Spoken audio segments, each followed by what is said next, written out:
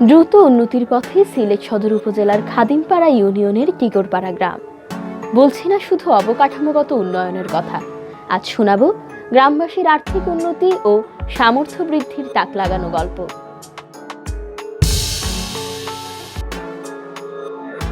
সিলেট শহর থেকে সিলেট তামাবিল সড়ক ধরে 9 থেকে 10 কিলোমিটার এগুলেই খাদিমপাড়া ইউনিয়নের পীরের বাজার। বাজারের ঠিক মাঝামাঝি অংশে হাতের বাঁ দিকে তাকালেই আপনাকে স্বাগত জানাবে একটি সুদৃশ্য তোরণ। অলিকুল শিরোমণি হযরত শাহজালাল রাদিয়াল্লাহু তাআলা আনহু-এর অন্যতম সফর সঙ্গী হযরত শাহ সুন্দর রাদিয়াল্লাহু তাআলা আনহু-এর নামানুসারে তোরণটির নামকরণ। এই রাস্তা ধরে একটু এগুলেই রাস্তার দুদিকে 3টি টিলা। এই টিলাগুলোর অবস্থান আমাদের আজকের আলোচ্য টিকরপাড়া গ্রামে।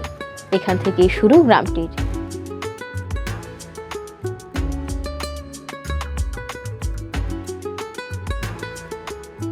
জানা গেল টিকরপাড়া, চৌধুরীপাড়া, মোকামের গুল, উত্তর মোকামের গুল, পশ্চিম মোকামের গুল সহ আশেপাশের 8-9টি গ্রামের মানুষের চিরনিদ্রায় শায়িত হওয়ার ঠিকানা টিকরপাড়ার কবরস্থান। লাশ দাফনের জন্য কবরস্থানটি উন্মুক্ত। আশেপাশের গ্রামের যে কেউই লাশ নিয়ে এসে দাফন করতে পারেন এই গ্রামের কবরস্থানে।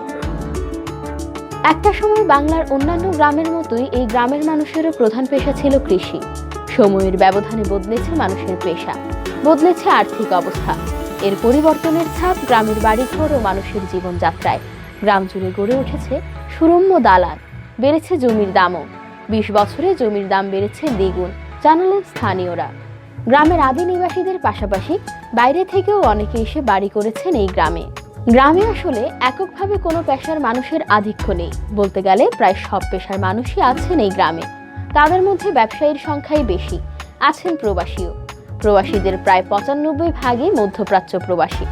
কয়েক বছর আগের তুলনায় বর্তমানে উল্লেখযোগ্য সংখ্যায় দারিদ্রতাও হ্রাস পেয়েছে টিকরপাড়ায়। এই গ্রামের নারীরাও অনেক অগ্রসর। তারা টেলারিং সহ অন্যান্য ক্ষুদ্র ব্যবসার সাথে জড়িত। রুকসানা বেগমের কথাই ধরুন, এই গ্রামেরই মেয়ে। পেশায় তিনি একজন টেলার। ছেলেরা আয় রোজগার করছেন, কিন্তু তিনিও বসে নেই ঘরে। সংসারে আয়ের গতি বাড়াতে নিজেই চালাচ্ছেন টেইলার্সের ব্যবসা। আয় রোজগারও তার যথেষ্ট ভালো।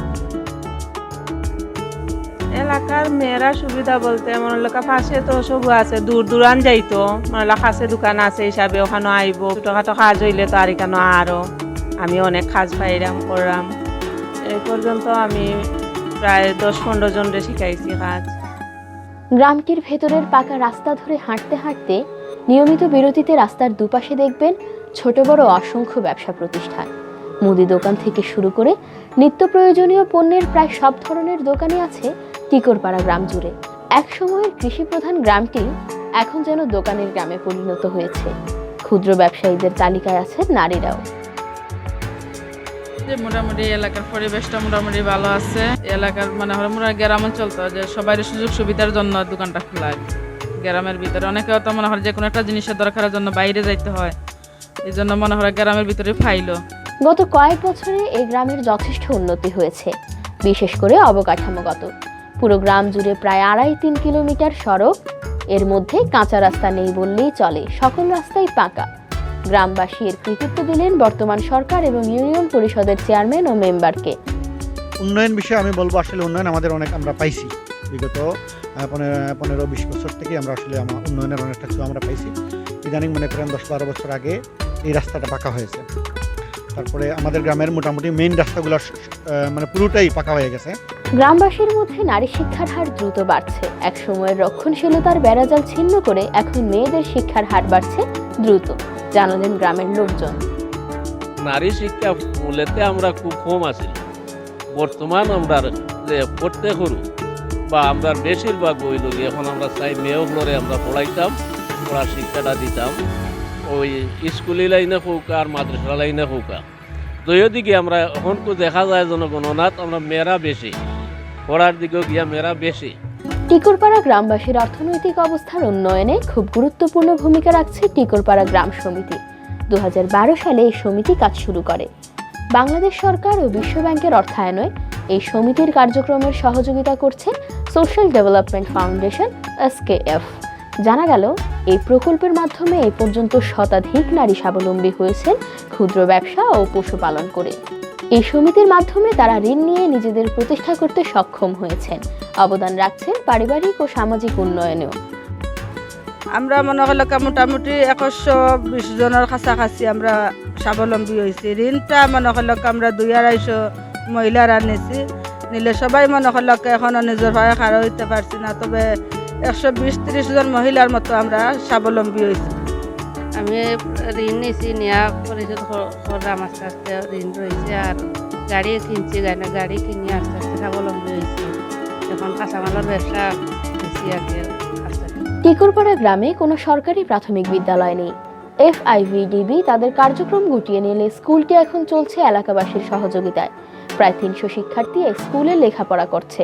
গ্রামে নেই কোনো উচ্চ বিদ্যালয়, তাই বলে লেখাপড়া থেমে নেই। পাশের জহিরিয়া MU উচ্চ বিদ্যালয়ে পড়তে যান গ্রামের শিক্ষার্থীরা। গ্রামবাসীর প্রত্যাশা, FIVDBর স্কুলটি একসময় সরকারি প্রাথমিক বিদ্যালয় হিসেবে প্রতিষ্ঠিত হবে।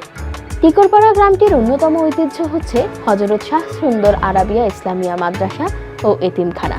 ইসলামী শিক্ষার প্রসারে এই শিক্ষা প্রতিষ্ঠান অত্যন্ত গুরুত্বপূর্ণ ভূমিকা পালন করছে জানালেন গ্রামবাসী।